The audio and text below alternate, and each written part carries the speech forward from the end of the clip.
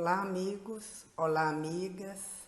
Hoje nós vamos trabalhar o tema do livro de Joana de Ângeles, O Ser Consciente. Para que nós possamos entender este livro, é extremamente importante compreendermos como é a psicologia transpessoal, o que levou à psicologia transpessoal. Então, hoje, no momento que nós estamos, o homem moderno, ele é cheio de conflitos, de aflições, o mundo interior dele e o mundo exterior é uma luta constante para este crescimento e aprimoramento deste homem. Porém, muitas vezes, como Joana diz, quando nós não somos psicologicamente maduros, nós temos fugas, que são chamadas os escapismos. São ainda mecanismos de defesa para nos auxiliarem ao equilíbrio, porque o nosso organismo, a nossa saúde é um equilíbrio. Então, para que não ocorra isto, é muito importante compreendermos o que se passa nesse homem, que hoje necessita muito para se sentir amado, se sentir aceito, muitas vezes de aplausos, de admiração social. Então, esse exterior, ele é muito importante estar equilibrado com o interior. Em sendo seres milenares, multimilenares, nós temos no nosso arquivo espiritual inúmeras situações, comportamentos de vidas passadas que muitas vezes arquivados no nosso cérebro espiritual, no corpo causal, eles vão influenciar de sobremaneira o nosso comportamento do dia a dia. Então, essa luta entre o exterior e o exterior, ela acaba levando a conflitos e aflições, as angústias do homem moderno. Neste homem, Joana nos diz, falando sobre o homem psicológico maduro, ela diz: neste homem transpessoal, cantam as glórias da vida e se dilatam os dons nele existentes, em pleno desenvolvimento de sua realidade, que superam as culpas e as dores, as angústias, e tornando feliz e pleno. Esse é um trabalho que cada um de nós precisa ter para a plenitude e para a felicidade. Para que nós possamos entender esse livro, então vamos rever um pouquinho o que é a psicologia transpessoal. A psicologia transpessoal é a quarta força, ela vem da união de algumas outras psicologias do passado, por exemplo, a psicologia comportamental, o behaviorismo, e a psicanálise, que estuda os conteúdos inconscientes. Além disso, a terceira força é as psicologias humanistas, e nós temos a pirâmide de necessidade de Maslow. Então, ele fala da fisiologia, da segurança, dos componentes sociais, da estima e da autorrealização. Por exemplo, a satisfação das necessidades fisiológicas, como comer, beber, o sexo e as eliminações e o sono, eles são importantes e necessitam ser satisfeitos. Porém, muitas vezes, como Joana nos diz, o ego, ele acostuma-se no comando. E nesse comando, ele ultrapassa muitas vezes essas necessidades, porque ele acostuma esse comando e muitas vezes acaba fazendo uma verdadeira violência no nosso comportamento, porque nós só queremos satisfazer essas necessidades, quando na verdade nós temos que ascender para o homem espiritual. Então, na segurança, nós precisamos, dentro das nossas necessidades, de liberdade, segurança contra a violência, ausência de poluição, ausência de guerras, satisfação. Essas são satisfações que nós temos fora do trabalho. No trabalho, nós precisamos de um trabalho seguro, remuneração e benefícios, todos precisam, a permanência no emprego.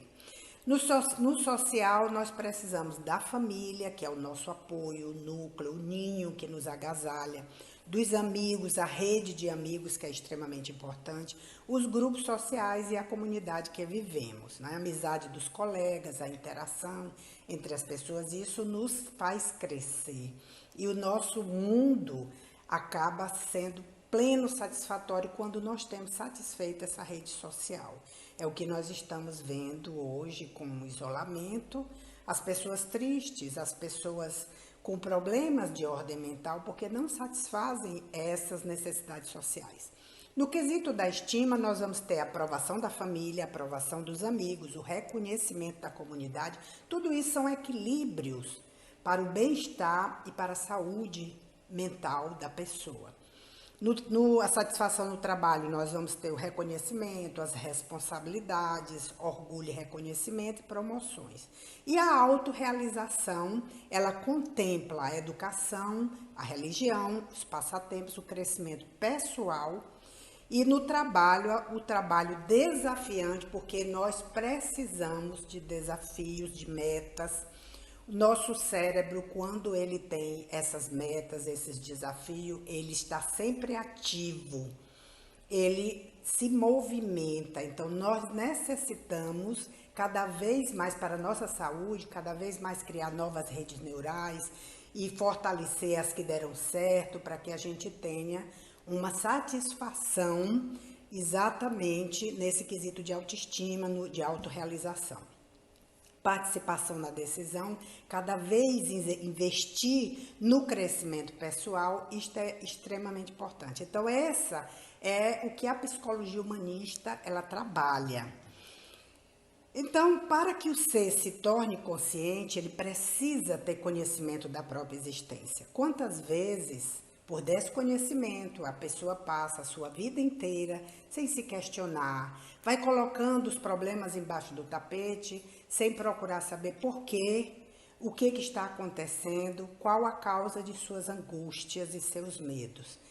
O homem maduro, ele caminha para adequar-se ao meio e adequar o seu próprio meio interno. O que está me fazendo triste, o que me faz alegre, o que me faz impulsionar na vida, porque cada um de nós tem dentro de si já conhecimentos. A essa altura da nossa evolução, nós temos já arquivado em nós as nossas aquisições morais, os conhecimentos, e daqui para frente, a encarnação é daqui para frente para um crescimento maior que propicia esse ser, esse autoaprimoramento e esse ser consciencial. Então, no nosso inconsciente, muitas vezes, meus amigos, a gente nem imagina que as nossas atitudes, elas são determinadas muito mais pelo inconsciente do que pela vigília, pelo consciente. Então, decisões que você toma, e às vezes sejam decisões pensadas, sejam decisões no automático, elas vêm muito dos componentes inconscientes. Por quê? Porque nós nos acostumamos as sensações que nós já acumulamos, nós já estamos habituados, são comportamentos que nós nos habituamos. E quando você vai mudar um comportamento, é importante fazer novas redes neurais, novos hábitos, e isso é demorado, isso às vezes dá trabalho. É por isso que se a Cora Coralina ensinava que bondade se aprende, não é? Porque você vai mudar um hábito de agressividade, que é o comportamento do ser humano, ele tem um comportamento de sobrevivência, então qualquer coisa que o ameace, ele reage agressivamente. E são os instintos, é o nosso primitivismo. E nós vamos pouco a pouco, com a socialização, com esse equilíbrio, modificando essas nossas respostas. E as respostas, elas vão num crescendo até o andar superior do cérebro, que é onde estão as leis justas, as leis de Deus, né? Leis de justiça, amor e caridade estão nos andares superiores. Mas para isso é um galgar lento que o ser humano vai provocando. E nós, muitas vezes, nesse inconsciente, a gente acessa Às vezes através de sonhos, às vezes através de uma situação que possa acontecer conosco, nós acessamos esse inconsciente, que a maioria das vezes ele fica com essas memórias do passado latente, até que venha um gatilho, uma situação especial, algo que estimule, porque se nós nos lembrássemos de tudo que vivemos no passado, a gente não recomeçaria, nós não teríamos equilíbrio. Então, ele está lá repousando, mas aqui e acolá, principalmente porque como o Jung nos falava da sombra, de vez em quando ela vem e coloca a pontinha fora. E se você não trabalha, ele coloca ela novamente para dentro, ela volta. Mas é necessário nós estarmos atentos quando esses problemas surgem para trabalhar o que está acontecendo. Então, muitas vezes vem através de sonhos, fantasias, os mitos, que é o coletivo, ele também influenciam, os símbolos, a imaginação ativa. Então, é muito importante entendermos isso, porque como Jung falava, o sonho é uma porta estreita, dissimulada no que tem a alma de mais obscuro e de mais íntimo. Abre-se sobre a noite original e cósmica que pré-formava a alma muito antes da existência da consciência, do eu, e que se perpetuará até muito além do que possa alcançar a consciência individual. Então, é uma progressão que nós temos para esse crescimento do homem maduro, o homem psicologicamente maduro. Então, nas nossas muitas vidas, nós vamos acumulando essas experiências, que é a nossa bagagem, nessa trajetória, e vamos necessitando do que Joana nos fala nesse livro extraordinário, o Ser Consciente, da autoanálise. É muito importante você fazer sua autoanálise, observar, porque todos os dias, todos os minutos, nós estamos aprendendo conosco. E o mundo lá fora, ele é muito barulhento, é necessário um pouco de pausa, de silêncio, de se acomodar. Não é à toa que a oração e a meditação nos favorece essa autoanálise. E isso é muito importante para que nós possamos aprender conosco mesmo, rumo ao autoaprimoramento. Esse autoaprimoramento, ele vem do autodescobrimento, do quem eu sou, o que é que eu estou fazendo aqui, para onde eu vou, que isso é extremamente importante se conhecer. Você é o seu professor, o seu mestre e o seu próprio aluno. Então, isso faz com que você tenha hábitos com você mesmo. Vocês já imaginaram quantas vezes quando você adoece, e você é obrigatoriamente recluso, você tem que ficar em reclusão, você está junto com você mesmo. E nós nascemos sozinhos e vamos partir sozinhos. Então, se nós não nos acostumarmos conosco, ninguém se acostuma. Então, nós precisamos saber, porque temos áreas no nosso cérebro, no nosso espírito eterno,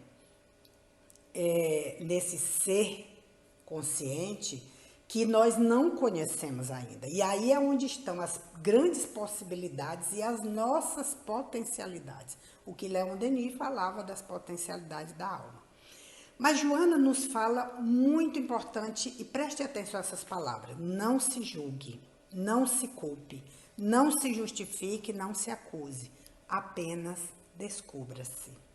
Isso rumo ao auto-amor, ao conhecimento próprio, aceitar-se. Estou a caminho evolutivo, no caminho evolutivo, a caminho desse auto-amor, uma autoestima, aprender a se aceitar dentro da sua faixa evolutiva, dentro das suas necessidades, e ir corrigindo nesse autodescobrimento aquilo que ainda precisa retirar as arestas, precisa de fato burilar para que a nossa alma possa resplandecer.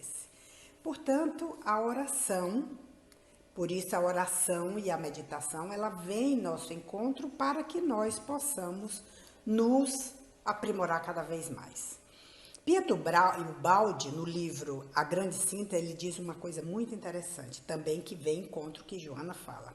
Os instintos inferiores, as paixões tempestuosas, são o antagonista da grande luta interior.